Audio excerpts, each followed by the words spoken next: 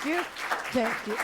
As I talk on my message, embracing the new with gratitude. You know, it was President John F. Kennedy who stated, "For time and the world do not stand still. Change is the law of life." We certainly have been in the midst of a lot of interesting changes here at the center, haven't we? You know, for more than a year, we have been saying our sacred covenant together, calling forth our new minister. And 2 weeks ago, we elected Reverend Tracy Herrick as our new senior minister. And next month, we will be saying a loving farewell to our interim minister, Reverend Kath De Palma, who has guided us on this journey. You know, every moment the clock resets, and it is up to us on how we wish to respond or how we wish to react. One of the many things that Reverend Kath taught us is that we are in conscious union with God. What Ernest Holmes called the thing itself, which I just love that name, what it is that we have a direct access to an intelligence that guides us, to a life force or energy or spiritual something that heals us, and a law of mind that we can use. You know, it's just really an expansion of the concept of God as divine creator and designer. In other words, God is still writing our story here at the center, as well as in your own life. What's one of the things we can do? Well, I'm going to tell you, one of the things we can do is to stop trying to steal the pen and trust the author. Yes, for change is divine orchestration and manifestation. You know, we are on a spiritual journey in discovering who we truly are. Every person is a center in the consciousness of God. Dreams feed the soul. So dream boldly for you to access the higher levels of consciousness. Strive to deepen your spirituality in no matter what form it takes. Music, art, dancing, taking a walk in Mother Nature, standing outside and feeling the rain upon your face. Go skipping in the grass. Yes, because the more you deepen your spirituality, the more you reveal your soul. And when you embrace your soul at the core of your being, you embrace all other beings in this limitless universe filled with infinite possibilities and opportunities. We embrace Reverend Tracy's spiritual gifts that she brings to the center. The God in her is the God in you. Yes, and what unfolds for me in knowing this is a complex understanding of how intricately our pulsating threads of life are woven together in color and in beauty. Those pulsating threads of passions and values and strengths and in dreams. As we go forward in this new chapter, there will be changes. And no, I do not know what they're going to be. But guess what? Spirit does. Yes, without, I personally don't know of anything new emerging without change. Do you? It doesn't exist. Without change, we would be stagnant. We would be bored. We would be regressing. We would be uninspired. Change is an important and potent part of life. And yes, Some of the things we try and attempt will be substituted by something else. As we continue to grow and to learn and to experience all of the good that divine life has in store for us. Don't be concerned about something new. It was Albert Einstein who stated, a person who never made a mistake never tried anything new. Yeah. You know, one of my granddaughters has a challenge in accepting something new in her life. Oh, she is perfectly fine with change as long as she's the one making it. Sound familiar? But other than that, to her, there has to be a set way of doing things. I'm going to tell you, more than once she has come up to me and has told me, Grandma, you're doing it wrong. Oh, such a cute child. I don't think of it as doing something wrong. I just think of it as doing something different. It's like that time when she and her sister, our granddaughters, this is when they were ages 6 and 4, and they were visiting us, myself and my husband Howard, Grandma and Grandpa. And I want you to know that first day was wonderful together. It was just filled with all the Norman Rockwell moments that you'd want to experience. I don't know what happened on that second day. I really don't. I don't know if they slept wrong, if they didn't get a good night's sleep. Maybe they got up on the wrong side of the bed, but they woke up bickering as only siblings can do. You touched my dolly. Did not. Did too. It's my turn. Is not. Is too. I mean, I gotta tell you, I thought that once I got them dressed and fed, that their squabbling would kind of go down and kind of end. I mean, it works for my husband. It really does. If my husband's been fed, he becomes like a happy camper. And the world just seems a little bit brighter to him. But not with these two ladies. I'm going to tell you that. Here it was. It wasn't even 9 a.m. in the morning. And I am feeling this headache coming on. And so finally, I interrupted their current argument, whatever it was. Cannot, can too. Yeah, I just interrupted it. And I said, that's it. I said, I just can't take this any longer. It is just way too early in the morning for me. I am calling time out for the next 10 minutes. And with that, I rose from my chair and I went into my bedroom and I closed the door. It was less than a minute later, I hear this knocking on the door and my granddaughter telling me, Grandma, you're doing time out wrong. You're not to go to your room, we're to go to our room. Such a sweet child. Well, that might be the way her mommy and daddy did it. I did it differently. And I want you to know it was the best 10 minutes of time out I have ever experienced here. Yes. Fortunately, each and every one of us here has experienced change, haven't we? Yes, whether it be accepting a new job or moving to a new home, moving to a new community, starting a new school. I mean, maybe even welcoming a little baby into the family. And then there are the changes that we have adapted to in our lives. You know, I always feel like I have to lie down when someone tells me, well, 20 years ago, and my mind thinks, ah, yes, the 1980s. And then I realize they're talking about the year 2003.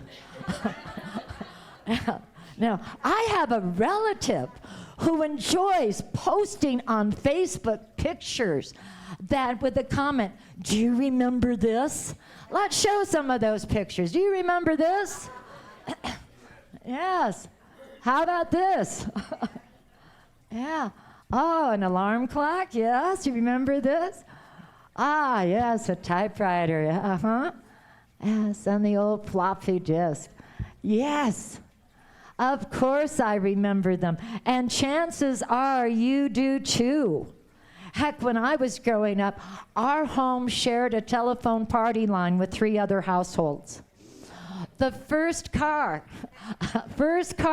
that I learned to drive was a stick shift with a manual choke. And even then, many times I had to push it to jumpstart it, to get it going. Yes, does anyone remember some of these things? You know, over the years, we have become pros in adapting to change. Who was here 2 years ago when our minister, Reverend Kathleen Sibley, moved back east? Ah, look at the number of hands here. You know, we were just coming out of the COVID lockdown, and people were concerned about our Sunday services and who was going to give the messages. And I'll admit, for that first month, I ensured that practitioners from your own practitioner corps were our guest speakers to give you that sense of continuity. But then I expanded. In addition to the wonderful messages our interim minister, Reverend Kath, gave us, I invited other religious science ministers, such as Reverend Donald Graves, Dr. Ruth Deaton, Reverend Helen Downey, including Reverend McDowell. And then I made sure that, yes, our own Religious Science Practitioner Corps were our guest speakers, but I included others, such as Reverend Tracy Herrick when she was a practitioner, and Jeff Hargis. And then members from our own center here, such as Bob Jocelyn, Gary Stewart. Last week we had our director of music, Jackson. And next week we're going to have our IT guru, Clay Smith, as our guest speaker. And then there was Reverend Tom Catlin from Unity, Swami Sankarandanda, Ukwala, Medicine Man, Dr. Carmen Smith, Dr. Betty Henderson. I include, and that doesn't count, by the way, the rabbis that I've had as guest speakers, a Buddhist priest, individuals representing the Baha'i faith, or Sufism, which is the sect of the Islamic faith. You know, what was once a concern manifested into a blessing, didn't it? As we learned so much from each speaker. So much so now that with Reverend Tracy as our new minister, folks have approached me and the board saying, oh, they just love Reverend Tracy being our new minister, and they're looking forward to her messages. But they still want guest speakers as well. What all of us had kind of forgotten in those early days is that Spirit is the master designer. And we trust that, as we trust this moment as well. For you see, what we have realized is that we are resilient, aren't we? We are not defined by one change. Each of us is a whole person with vast and diverse experiences. Change is inevitable. Oops. Not only in the world around you, but in your own life as well. But here's the joker that's in the pack. You are at choice of what you want to experience, of how you wish to respond. You are at choice of what you wish to manifest. You know, manifesting is a process of changing your thoughts, your words, your feelings, your beliefs, to attract something that you want in your life. I'm going to share with you that it works, simply speaking, in its simplest form. It works intentionally, shifting your thoughts and energy to align with your desires. That's all it is. Trust your intuition. Go with the flow. The universe is supporting you. We are each inherently spiritual in nature. And we are all connected to those higher levels of consciousness. As spiritual beings, we operate on multiple levels of higher consciousness simultaneously.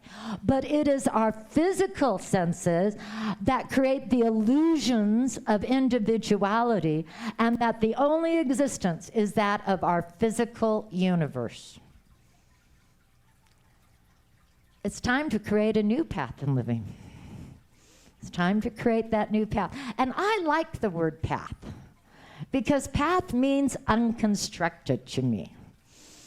Have you ever, I don't know, gone on a walk or a hiked following a path? Have you ever realized that that path was not created by just walking it once, but by many times, many different times? You know, for that, you should, in doing that, we recognize how it was created, and that you should continually align yourself with what it is that you want to experience and repeat your mantra daily. Doesn't make any difference what that mantra is or that affirmation. It can be, I am whole, healthy, and complete. It can be, I am immersed in abundance. It can be, I rejoice in the freedom of my life. It can even be, the life as God is within me as me. If you can't come up with your own mantra, in your program book, there's an affirmation card provided by the office. Make that your mantra for the week. And as you do so, you are creating your own path. Not by walking it just one time. You just can't say, okay, I'm abundant, done. No, you've got to walk that, reaffirm that many, many different times, because as you do so, you are walking and creating your path. And yes, there are going to be times in your path that you're going to turn around and go back the other way. And that's good. That's doubt. Sometimes I think doubt gets a bum rap, because doubt is good in the sense that doubt gives you another way of looking at things, doesn't it? It also gives you that opportunity to question or to interrogate old beliefs. It allows you to wiggle your toes in finding your own truth. Now, I admit that change can bring with it some level of discomfort, can't it? As your mortal mind tries to argue with your spiritual self. It's like my granddaughters bickering. You know, cannot, can too, are not, am too. That's your mortal mind arguing with your spiritual mind. And as you meet this discomfort and learn new parts about yourself, you recognize that you are getting stronger and wiser. I invite you to notice the quality of your heart as you do so. Reflect on your own unique journey. Pause regularly to notice how far you have come and celebrate your growth, for you are rooted in the unity of life itself. Through each and every change, you are making progress. Isn't that inspiring? You know, you get to decide what each and every transition will mean for you. For example, for myself, when things have gone south on me, and let's be honest, things have all gone south to us at one point or another. But when things go south on me, I always say, I am not this experience. I am not this experience. What unfolds is a new understanding of your life exploration. An adventure is born. Paths become trails, and trails lead to new heights. You discover joys in your life that you never even knew existed. Dreams dawn the horizon, and they blossom in the full daylight. Embrace it as self-love. As Oprah Winfrey stated, create the highest, grandest vision possible for your life, because you become what you believe. God conferred upon us a unique status, your individual being. Can anything be more wonderful than that? As Ernest Holmes states, this is not a philosophy of exclusion. It does not breed intellectual snobbery. It merely states that if we travel the highways and byways of human life, the north, the south, the east, and the west, we will find that every living soul spends its entire time trying to discover what God made him to be. The great search is ended when we find that what we are looking for is what we are looking with. Praise God for new beginnings and unwavering provision. How many here express gratitude on a daily basis? Yes, I love seeing those hands raised there, because there is power in gratitude. Meister Eckhart stated, if the only prayer you ever state in your entire life is thank you, it will be enough. Rely on the infinite source for riches and divine love for providing all of your emotional, physical, and spiritual needs. Turn to this great inner life. One who penetrates this great inner life will discover it and find it birthless, deathless, fearless, eternal, happy, perfect, and complete. Gradually, there dawns in your consciousness a sense that God, or the infinite, is flowing into absolutely everything you do. Embrace change with gratitude. Embrace the new with gratitude, knowing that all is well. Just as we sang earlier this morning, all is well and unfolding as it should. For all is God. And let us go ahead and anchor that in prayer as we hear the words that Ernest Holmes wrote in The Science of Mind. On pages 56 and 57 of The Science of Mind, Dr. Ernest Holmes shares the following prayer. Many have adopted this as part of their daily spiritual practice, and it is suggested that you allow yourself to hear these words as they are your own.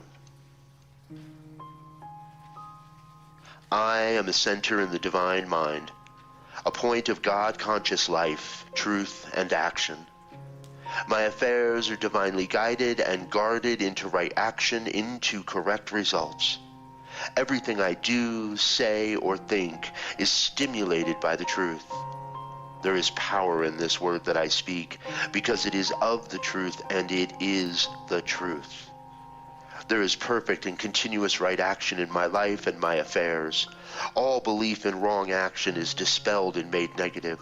Right action alone has power, and right action is power, and power is God, the living Spirit Almighty. This spirit animates everything that I do, say, or think. Ideas come to me daily, and these ideas are divine ideas. They direct me and sustain me without effort. I am continuously directed. I am compelled to do the right thing at the right time, to say the right word at the right time, to follow the right course at all times. All suggestion of age, poverty, limitation, or unhappiness is uprooted from my mind and cannot gain entry to my thought. I am happy, well, and filled with perfect life. I live in the spirit of truth and am conscious that the spirit of truth lives in me.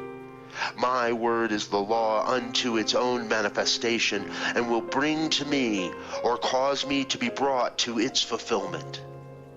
There is no unbelief, no doubt, no uncertainty. I know, and I know that I know. Let every thought of doubt vanish from my mind, that I may know the truth, and the truth may make me free. And so it is.